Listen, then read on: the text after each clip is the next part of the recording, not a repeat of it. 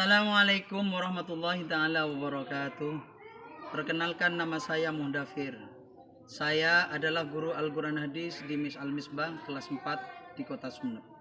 Saya adalah mahasiswa PPG dalam jabatan B3 tahun 2025 dari LP3 Ain Syekh Wasil Kediri. Kali ini saya akan persembahkan video praktek pembelajaran saya yang saya laksanakan pada tanggal 10 Oktober 2025 di kelas 4 dengan tema Idgham dan Iqlab. Selamat menyaksikan. Wassalamualaikum warahmatullahi taala wabarakatuh.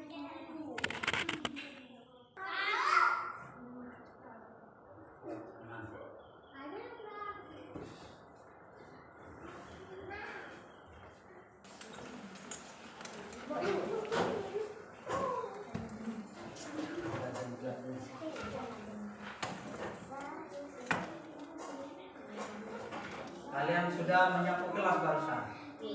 Ada bagiannya? Ya, pakai bahasa ya. Baiklah, kita sebelum memulai pelajaran hari ini tanggal 10 Oktober 2025, maka terlebih dahulu kita harus baca doa, karena setiap sesuatu harus diawali dengan doa agar kita berokah. Mari kita mulai baca doa bersama.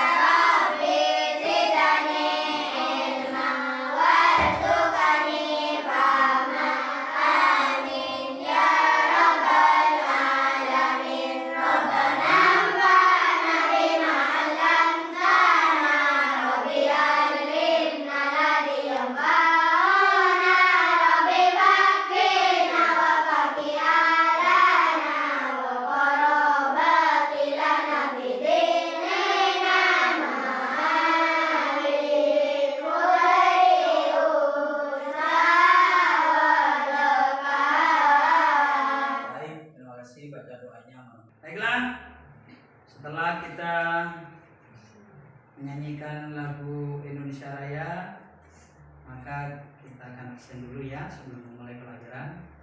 Kehadiran kalian itu wajib, karena orang rajin itu adalah bakal pandai. Jadi kalau mau ingin pandai, pintar, jadi orang alim, maka kita rajin hadir sekolah tepat waktu. Baiklah, saya absen dulu ya.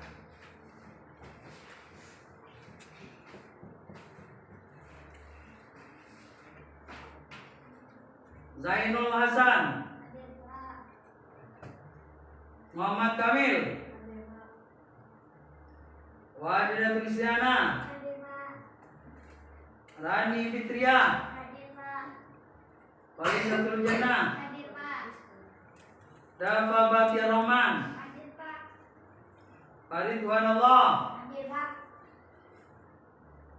Abdul Hamid, Dedi Syaiful Putra, Muhammad Novil, Maila Indonesia, Muhammad Ainur Rahim, Siti Syifatul Lailia, Putri Ragita, Ifadatul Hasanah, Amaniatul Karimah, Muhammad Nurmauludi. Baiklah, semuanya alhamdulillah hadir pada kesempatan kali ini. Mudah-mudahan kita mengikuti pelajaran dengan hikmat, tanpa kendala, sukses, karena apapun kita butuh semangat. Baiklah, kita pertemuan kali ini akan membahas yaitu kelanjutan dari kemarin masalah nun sukun, yaitu dengan tanwin, fathah, kasrah dan dhamma bertemu dengan huruf ain ha kha itu termasuk dibaca idhar, kan kemarin sudah jelaskan.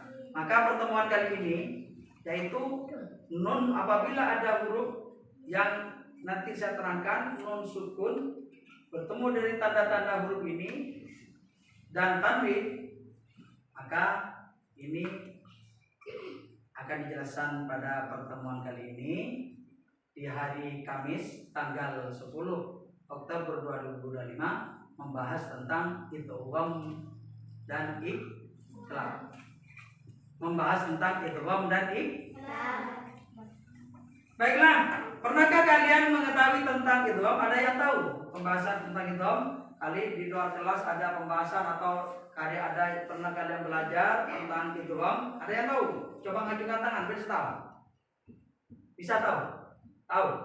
Oh, mari. Kalau kalian tidak tahu, mari kita belajar bersama-sama dengan semangat, tidak lelah, tidak capek, agar kita menerima pelajaran dengan sempurna.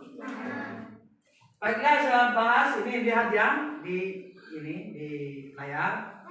Juga laptopnya ada sambil melihat. Bismillahirrahmanirrahim. Pembahasan idgham.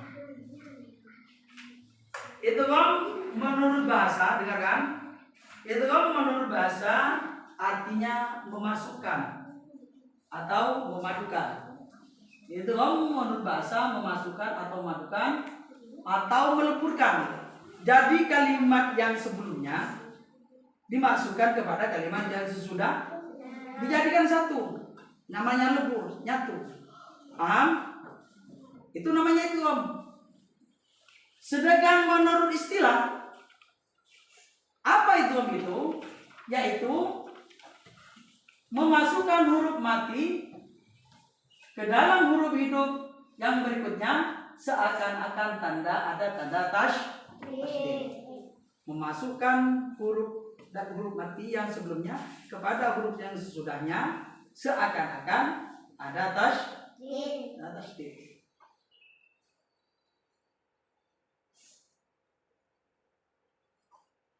Maka kita tahu bahwasanya nun sukun apabila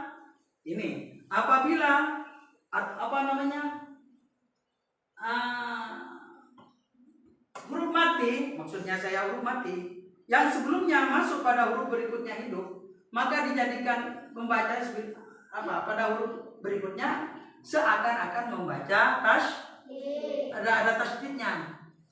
Ada tasydid. Maka itu ada dalam hukum bacaan non sukun dan dalam bacaan hukum non sukun dan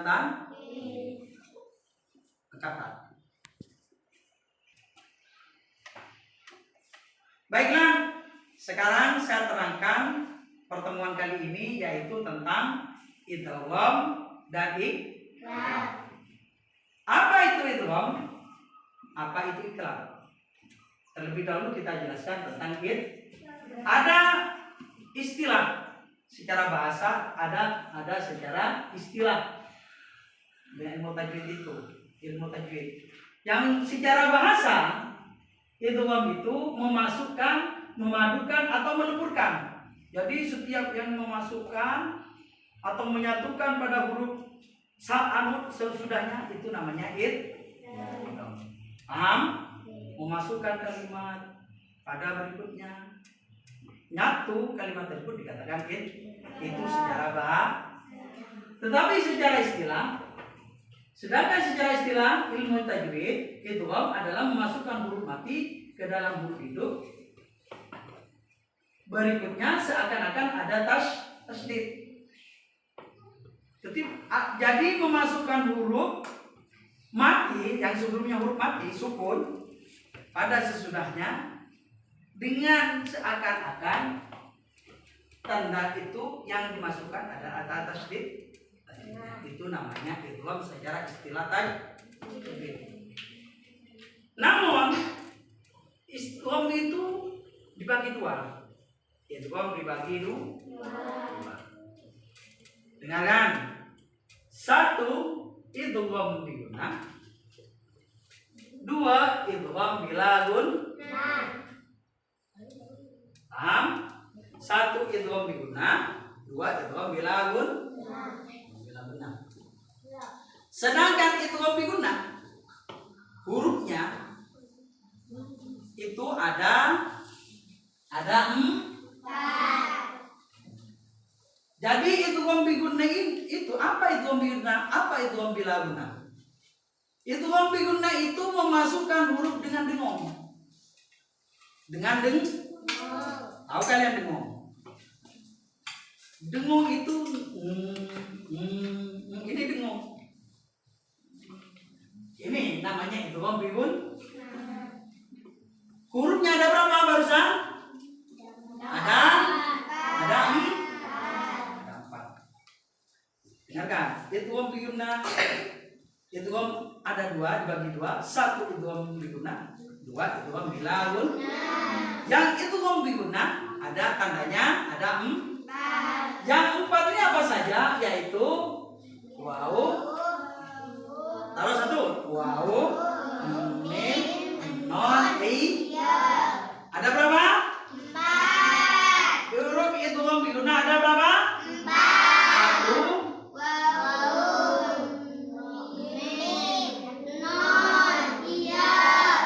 1 berarti ada 4. Idgham biguna ada 4. Ada 4. Jadi ingat ya, apa yang disebut idgham biguna? Yaitu memasukkan apa? Dengan dibaca dengung pada sudahnya. Yang hurufnya ada 4. Jadi yang 4 ini wawu, mim, non, iya. Itu dibaca dengung manakala bertemu dengan apa? Non sukun atau baik tanwin fathah, tanwin kasrah, tanwin dhammah itu dibaca dengung. Ketika menghadapi hal tersebut, baik sukun, non sukun atau tanwin, tanda yang 4 itu wawu, mim, non, ya, maka dibaca dengung. Paham? Baik, bagus, sudah paham. Coba ini saya bentuk ini kelompok A, kelompok B, kelompok C. Saya tanya kelompok A.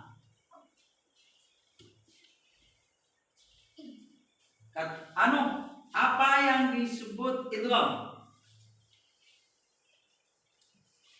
Idgham menurut bahasa artinya memasukkan, membentukkan atau meleburkan. Sedangkan menurut istilah ilmu tajwid, idgham adalah memasukkan huruf mati ke dalam huruf hidup. Berikutnya seakan terdapat tanda tasdid dalam huruf pada nun sukun atau bagian idgham dibagi menjadi 2, yaitu idgham biguna dan idgham bila guna. Yes.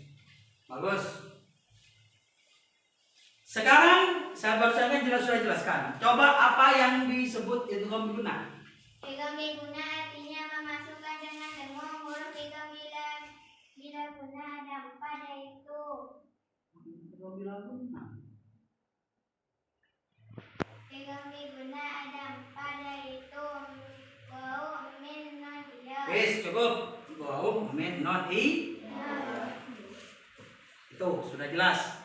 Jadi yang pertama idgham biguna tandanya ada 4. Mim, wawu, mim, non, i. Ya. Sekarang penjelasan berikutnya.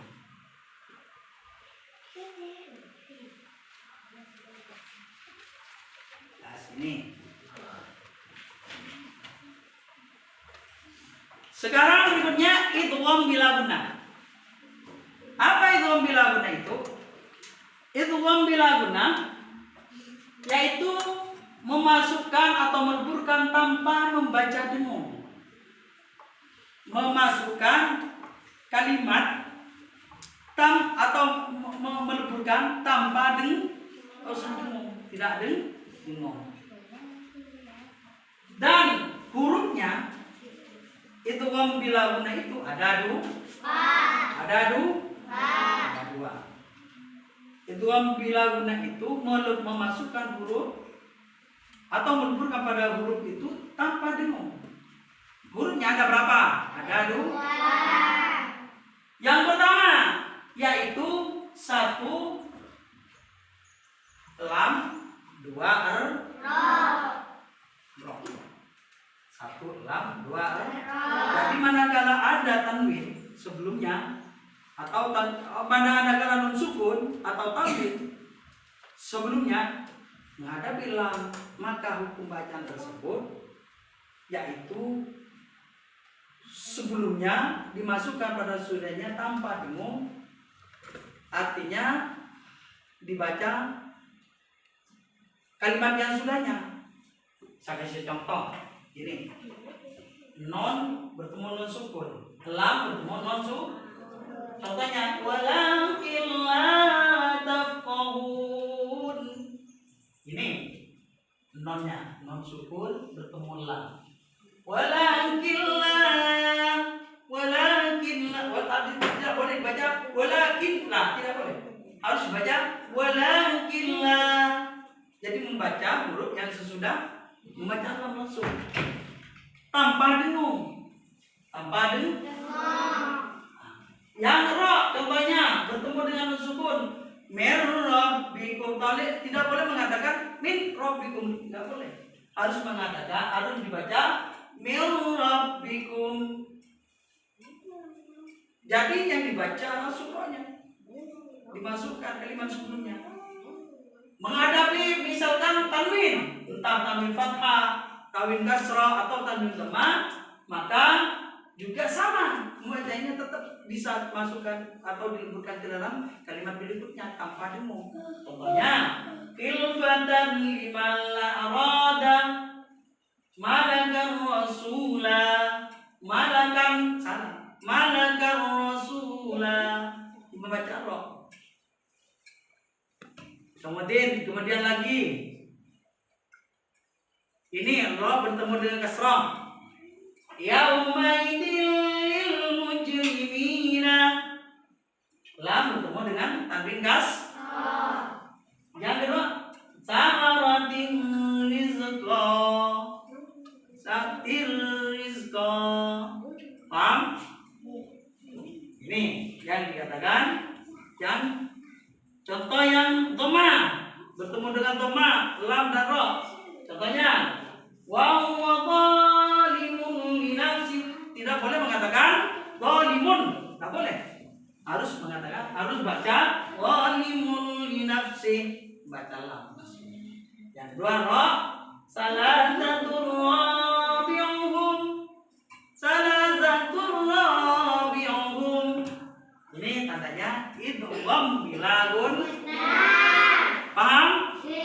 Coba apa yang dijelaskan barusan dari kelompok B. Coba apa definisi daripada idgham bilaguna? Baca. Ya Allah. Idgham bilaguna berarti memasukkan tanpa dengung. Huruf idgham bilaguna ada 2, yaitu lam dan ro. Nah, itu. Jadi memasukkan atau memadukan kalimat pada berikutnya tanpa mendengungkan. Apa dengung? Ada berapa hurufnya? Ada 2. Coba kasih contoh. Yang nun sukun bertemu dengan tanda idgham bilaguna, lam. Contohnya walakin la tafqahun. Bagus. Baiklah. Saya terangkan yang berikutnya, yaitu tentang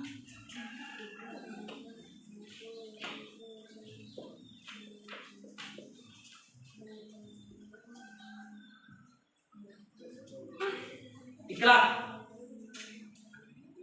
Dengarkan. Bismillahirrahmanirrahim. Yang ketiga, dengarkan. Ikhlaq. Apa arti ikhlaq itu adalah, dengarkan ya, biar masuk, biar enak, santai. Artinya yaitu ikhlaq membalikan atau menukar bunyi huruf non sukun atau tanwin menjadi bunyi huruf mim. Dengarkan. Apa yang dimaksud iqlab? Membalikan atau menukar bunyi huruf non sukun atau tanwin menjadi huruf mim mati disertai dengan dengung. Dengan dengung. Hurufnya ada berapa? Hurufnya hanya satu, yaitu huruf iqlab, yaitu membalik atau menukar bunyi huruf non sukun atau tanwin menjadi bunyi huruf mim mati serta disertai dengan membaca dengung. Dan hurufnya ada satu. Apa? Saya kasih contoh. Ini ada contohnya. Ini nih. Non sukun bertemu dengan ba. Mim ba'di Musa, misalkan. Mim ba'di. Mim, kalau dibaca mim ba'di, benar atau salah? Benar atau salah? Ini benar. Karena membaca menukar kalimat tersebut menukarkan bunyi non sukun dan tanwin tersebut kepada berikutnya dibaca dengan seakan-akan mim mati atau mim sukun. Mim tidak boleh membaca min ba'di, salah. Mim ba'di. Satu diikuti. Mim ba'di. Bagus. Kalau saya membaca min ba'di, benar atau salah? Salah. Yang benar bacaan bagaimana? Min ba'di. Bagus. Coba saya ini. Apa yang disebut apa? Yang disebut iqlab. Yuk. Apa yang disebut iqlab? Iqlab secara bahasa dan istilah, dan ada beberapa tanda iqlab jelaskan. Iya, jelaskan apa yang dimaksud iqlab apa? Ya coba ini. Apa iqlab? Iqlab artinya membalik atau menukar, yaitu menukar bunyi huruf non sukun atau tanwin menjadi bunyi huruf mim mati beserta dengung. Huruf iqlab hanya satu. Yes.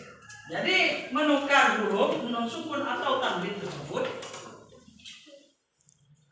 menukar huruf atau tanwin tersebut pada huruf mim dengan membaca hurufnya ada berapa? Satu. Contohnya.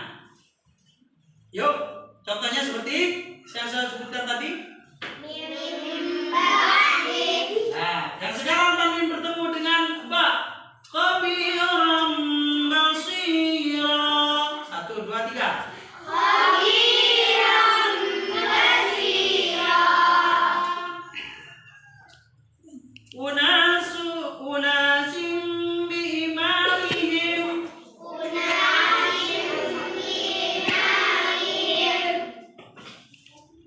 Tasrihum biihsan.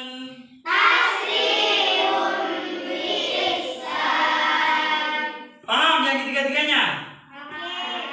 Sekarang karena sudah paham kalian, saya coba kemampuan kalian. Apa yang saya terangkan barusan, kerja kelompok ini grup A, kelompok A. Coba apa definisi daripada idgham bigunah dan berapa tanda-tandanya? Ada kasih contoh, kalau boleh sama saingnya. Kelompok musyawarah, ambil bukunya. Yang B, coba idgham bila gunah. Apa definisi daripada idgham bila gunah? Ada berapa tanda-tandanya? Contohnya kasih contoh. Kemudian kalau ada nomornya, syairnya kasih syair. Grup C. Coba kasih apa yang disebut iklab. Definisi daripada iklab. Ada berapa tandanya? Kemudian kasih contoh dan kasih syair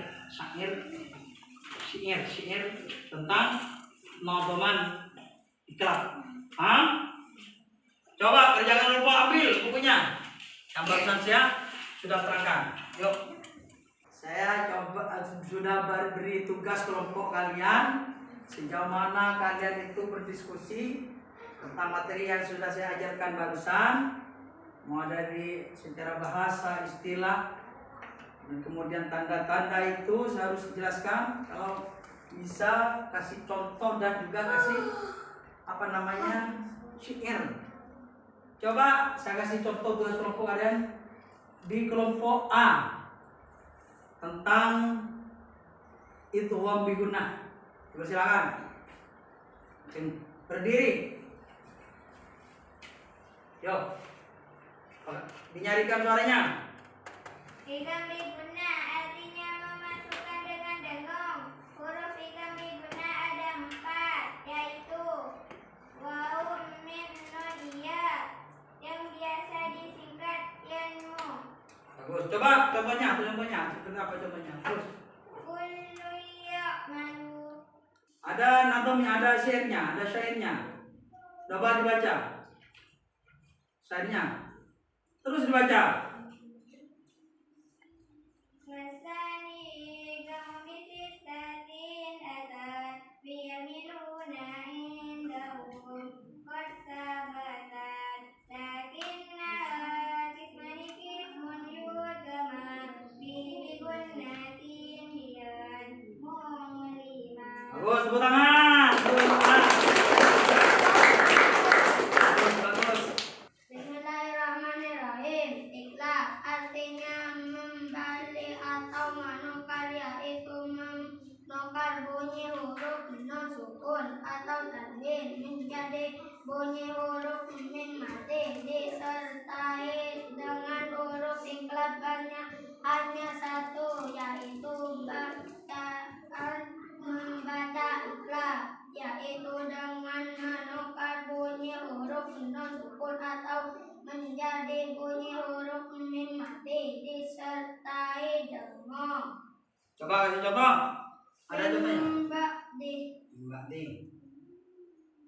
Nun bertemu dengan ba. Coba ada nadamnya enggak? Coba kasih nadam.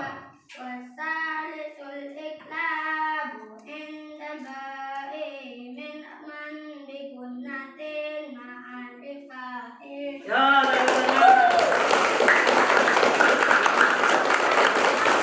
alhamdulillah.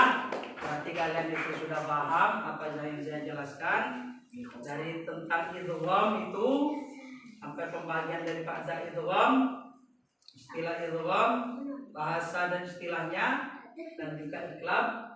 Mudah-mudahan menjadi ilmu barokah manfaat. Amin. Coba kita interaksikan yuk. Biar kita lebih ingat, lebih mendalam dan lebih menghafal. Karena dengan posisi gerak kita, dengan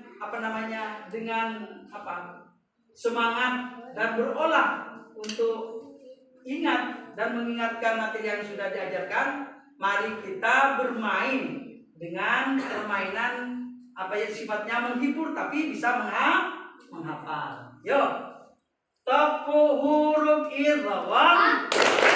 Huruf idgham ada berapa? Bagus. Lagi bilang tepu huruf idgham. Huruf idgham ada 6. 1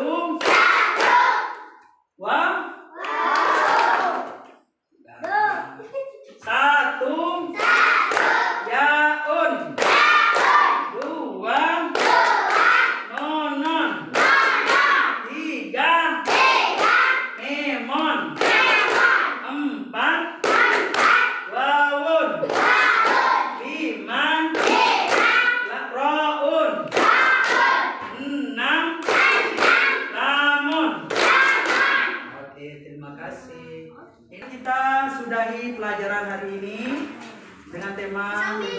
dan ikrab ini. Tapi jangan lupa di rumah itu diulang-ulang kembali agar pelajaran tersebut tidak hilang ya. Baiklah. Yuk. Dirapikan, langsung baca doa kita. Doa untuk kita selesai materi pembelajaran ini. Yuk, baca doanya.